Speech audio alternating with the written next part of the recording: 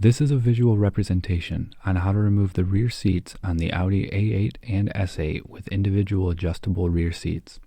This applies to both D3 and D4 generations. This is performed on a 2012 A8 W12.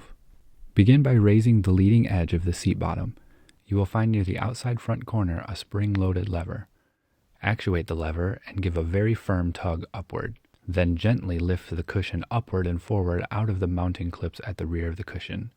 Do not pull hard or move the cushion far. Next, you must unclip the harness underneath. Do so by squeezing the levers on both sides of the male portion of the connector and pulling away from the female portion.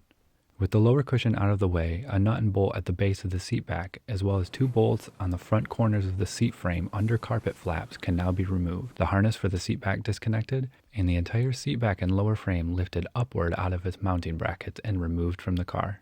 The inner rear pin of the seat cushion is keyed.